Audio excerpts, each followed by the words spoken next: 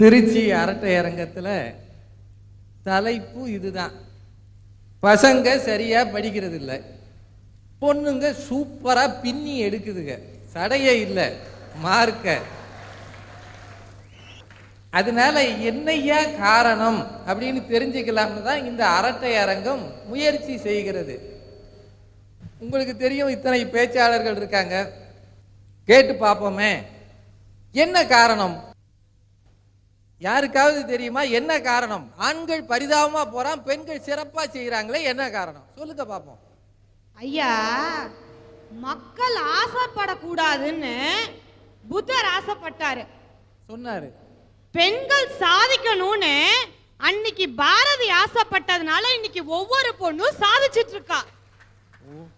அன்னைக்கு புத்த ஆசை நிறைவேறுச்சோ இல்லையோ அது எனக்கு தெரியாது, ஆனா இன்னைக்கு பாரதியோட ஒவ்வொரு ஆசையும் நிறைவேற்றிருக்கியா, ஒவ்வொரு பொண்ணும் இன்னைக்கு சாதிச்சுட்டு தான் இருக்கா. பாரதி சொன்னதுனால நீங்க நல்லா படிக்கிறீங்கன்னு சொல்றீங்க, பெண்களுக்கு சாதிக்கிற ஆற்றல் இருக்குன்னு சொல்றீங்க.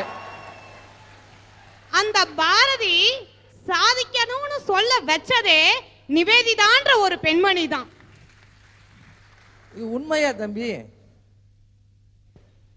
ஐயா, அம்மணி கொஞ்சம் வேகமா வெரசா பேசுது. அம்மனினாலே வேகம் தான்.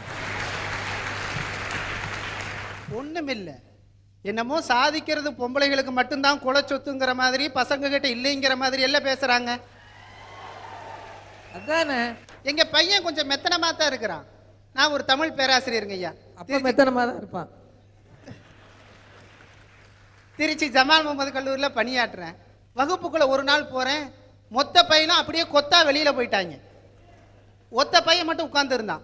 என்ன விஷயம்னு கேட்டா, அவன் வந்தவன் சொன்னான், சார் அவங்க எல்லாம் மரியாதை தெரியாத பசங்க, சொல்லாம போயிட்டாங்க, உங்க மனசு எவ்வளவு கஷ்டப்படும், நான் ஒருத்தன் தான் உங்ககிட்ட சொல்லிட்டு போலாம்னு உட்கார்ந்துருக்கேன். அவனும் போயிட்டான். சூப்பர் பையன். கொஞ்சம் மெத்தனமா இருக்கிறான், வேற ஒண்ணும் இல்லை. காரணம் தெரியாம சொல்லிட்டு இருக்காங்க. எதனால பசங்க எல்லாம் மார்க் கம்மியா வாங்குறாங்கன்னா குடும்பம் தான் காரணம். 4 பிள்ளைங்க பேசிக்கிறானுங்க குடும்பத்தை பத்தி, நல்லா கவனிங்க. 4 பசங்க பேசிக்கிறான். முதல் பையன் கண்டக்டர் பையன், எங்க அப்பா கண்டக்டரா இருக்குது பெரிய தப்பா போச்சுறான். என்னன்னு கேட்டா, எப்ப பார்த்தாலும் படியில நிக்காத உள்ளவாங்கிறான்டா. 2வது பையன் சொல்றான், உங்க அப்பாவாவது பரவாயில்ல, எங்க அப்பா வாதியாடுறா, என்ன தப்பு பண்ணாலும் எந்திரிச்சு டேபிள் மேல நிக்க சொல்லிடுறான்டா அவன். 3வது பையன் சொல்றான், உங்க அப்பாவாவது பரவாயில்ல, எங்க அப்பா அரசியல்வாதிரா, நைட்டு 12:45 மணிக்கு வந்து கணக்கிலே என்ன மார்க் எடுத்தாய், தமிழை எப்படி படித்தாய், அறிவியலிலே எப்படி இருக்கிறாய் அப்படின்னு கேட்கிறான்டா. இவனுங்க 3 பேரும் சேர்ந்து இன்னொரு பையனை பாக்குறானுங்க. அவன் போலீஸ்காரன் பையன். உங்க அப்பா லட்டிலாம் வச்சிருப்பாரு, அடிப்பாரா? அடிக்கத்தான் வருவாரு, 50 ரூபா கொடுத்து வாங்கிட்டு போயிடுவாரு. அவன் இந்த மாதிரி குடும்பத்துல ஃப்ரீயா விட்டதுனால என்ன காரணம் அதை சொல்லுங்க. குடும்பத்துல பசங்களை ஃப்ரீயா விட்டுறாங்க, அவனுக்கு கட்டுப்பாடே கிடையாது. எப்பனாவா மாடு மேய்ற மாதிரி மேய்ஞ்சிட்டு வீட்டுக்கு போறான், அப்புறம் எப்படி படிப்பான்? கண்ட்ரோல் இல்லைன்றீங்க. அப்பா அம்மா கண்ட்ரோல் இல்ல, வேற எதுவும் காரணம் இருக்குமான்னு பாப்போமே. இப்படின்னா என்னையா? இப்படின்னா என்ன? கை காட்டுறது இப்படின்னா என்ன சொல்லுங்க, கேளுங்க. இங்க ஒரு பையன் 100 தடவை பாடுனா வாழை மீனுக்கும் விலங்கு மீனுக்கும் கல்யாணம்னு, ஆனா ஒரு தடவை கூட வரலாறு புக் எடுத்து படிக்க மாட்டேன்றானேயா. அந்த அளவுக்கு கேளிக்கை நிகழ்ச்சி கெடுத்து வச்சிருக்கேன். ஆக 4 காரணம் கண்டுபிடிச்சாச்சு. 1, பொண்ணுங்க சாதிக்கணும்னு ஆசைப்படுறாங்க. இன்னொன்னு, பையங்க சரியா படிக்கிறது இல்லை, கண்டுக்காம விட்டுறான். இன்னொன்னு, பெற்றோருக்கு கண்ட்ரோல் இல்லை, அவங்களுக்கே கண்ட்ரோல் இல்லை, பிள்ளைங்க பேர்லயும் கண்ட்ரோல் இல்லை.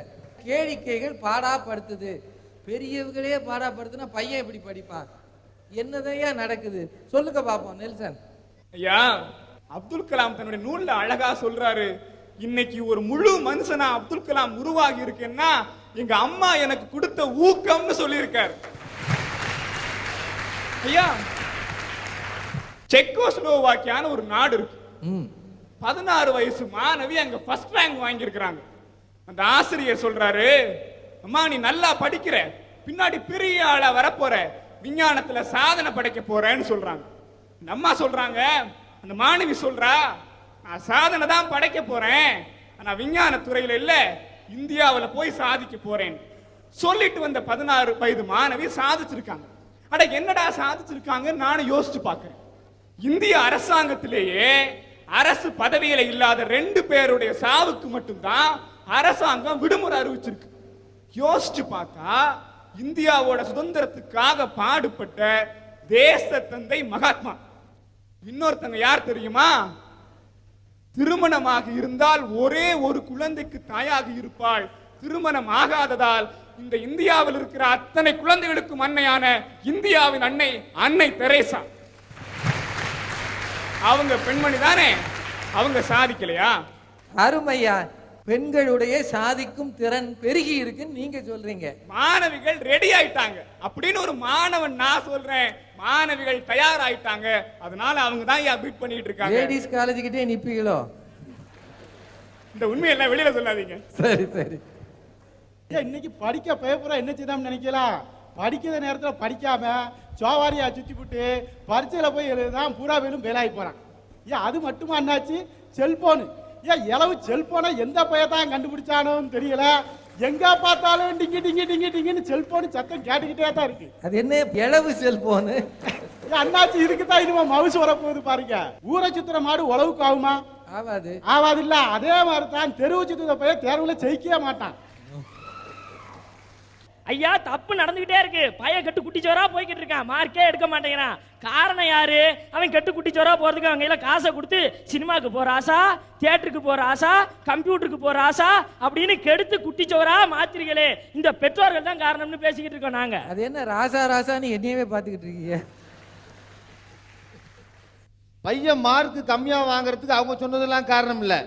நான் என் பையனை பார்த்து கேட்டேன், ஏன்டா மார்க் கம்மியா வாங்குற, பொட்ட புள்ளெல்லாம் மார்க் அதிகமா வாங்குதா என்ன? அவன் என்னை பார்த்து கேட்கறான், கல்விக்கு யார் தலைவருன்னா சரஸ்வதி. அது ஆம்பளையா பொம்பளையான்னா பொம்பளை. அதுதான் பொம்பளையா பார்த்து மார்க் போடுது. கடவுளையே மாத்த சொல்றான். மாத்துறான். அன்னைக்கே கவிஞர்கள்லாம் அதுக்காக தான் சொல்லி வச்சாங்க, 5 விளையாது 50 விளையாதுன்னு. ஏன் சொன்னா, 5 வயசுல நீ எப்படி விளைக்கிறியோ அப்படித்தான் 50 விளையும்.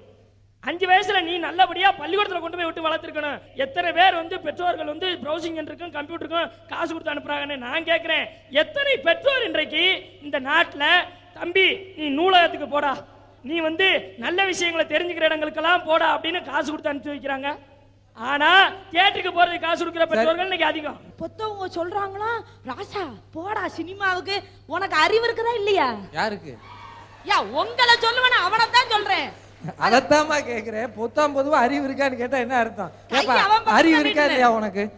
ஐயா, எனக்கு இருக்குங்கிறது எனக்கு தெரியும், அது இல்லாத ஆளுக்கு எப்படி தெரியும்? அறிவியலாளர்கள் ஆராய்ச்சி செய்யறாங்க. என்னத்த சந்திரன் ஆராய்ச்சி செய்யறாங்க, செவ்வாய் ஆராய்ச்சி செய்யறாங்க. நம்ம மாணவன் சினிமாவை பார்த்து இப்ப எதை தெரியுமா ஆராய்ச்சி செய்யறான்? எந்த இடத்தில் சுகம் மிக அதிகம் கண்டுபிடிப்பேன், கண்டுபிடிப்பேன், அந்த இடத்தில் நண்டு பிடிப்பேன். இந்த ஆராய்ச்சி தேவையா அந்த மாணவனுக்கு? எனக்கு பாடுறாரு, கண்டுபிடிப்பேன் கண்டுபிடிப்பேன், ஒரு தாமஸ் ஆல்வா எடிசன். அப்புறம் அந்த இடத்தில் நண்டு பிடிப்பேன். நான் என்ன சொல்றேன், இவன் சிண்டை பிடிச்சிருக்கணும். சிண்டை பிடிச்சி பெற்றோர் வளர்த்தா அவன் நண்டு பிடிப்பானா? அருமை. இதை கத்து தரதே கேளிக்கை நிகழ்ச்சி தானா ஐயா? அவன் பாட்டை போட்டுட்டுறான், அப்புறம் நம்ம மாணவர் அதை பார்த்துட்டு கெட்டு போகாம என்னையா பண்ணுவான் சொல்லுங்க. வைரமுத்து ஒரு கவிதை சொல்லியிருக்காரு, எம் தேசத்து இளைஞர்கள் கரம் கோர்த்து நிற்கையில் என் இந்திய மண்ணின் எங்கோ ஒரு மூலையில் சொர்க்கம் தெரிகிறதுன்னு சொன்னாரு. ஆனா இன்னைக்கு நம்ம தேசத்து இளைஞர்கள் எங்க கரம் கோர்த்து நிற்கிறாங்கன்னு நான் சொல்றேன் கேட்டுக்கோங்க. புத்தகத்தை புரட்டி கொண்டிருந்த மாணவர்களின் எண்ணிக்கை குறைந்து புல்வெளியில் புரண்டு கொண்டிருக்கின்ற மாணவர்களின் எண்ணிக்கை அதிகமாகிவிட்டது. நூலகத்திற்கு செல்லும் மாணவர்களின் எண்ணிக்கை குறைந்து கணினியகத்திற்கு செல்லும் மாணவர்களின் எண்ணிக்கை அதிகமாகிவிட்டது. திண்ணையில் அமர்ந்து பேசிக் கொண்டிருந்த மாணவர்களின் எண்ணிக்கையை விட தியேட்டருக்கு சென்று பேசும் மாணவர்களின் எண்ணிக்கை அதிகமாகிவிட்டது. இதற்கு காரணம் என்ன? பெருகிவிட்ட கேளிக்கை நிகழ்ச்சிகள் ஐயா. படிப்புல ஆர்வம் செலுத்திக்கிட்டு இருந்த அவனை கேளிக்கை நிகழ்ச்சிகள் மாத்திருச்சு. இதனாலதான் மாணவனோட தேர்ச்சி விகிதம் குறைந்து போகுது. ஒரு மாணவன்கிட்ட மயக்க கொடுத்து மட்டும் பேச சொன்னீங்கன்னு வச்சுக்கோங்க, அவன் பேசுறத வச்சு அவன் எப்படின்னு புரிஞ்சுக்கலாம். சிரிச்சு சிரிச்சு பேசினானா அவன் ஸ்னேக ரசிகன்னு அர்த்தம். தொடதட்டி பேசினான்னு வை ரம்பா ரசிகன்னு அர்த்தம். இடையடைய பேசினானா சிம்ரன் ரசிகன்னு அர்த்தம். திறந்த மனசோட பேசினானா மும்தாஜ் ரசிகன்னு அர்த்தம். உங்க பாணியில சொல்லும்னா நச்சுன்னு பேசினா நமிதா ரசிகன்னு அர்த்தமுங்க. இது மாணவனுடைய மெத்தன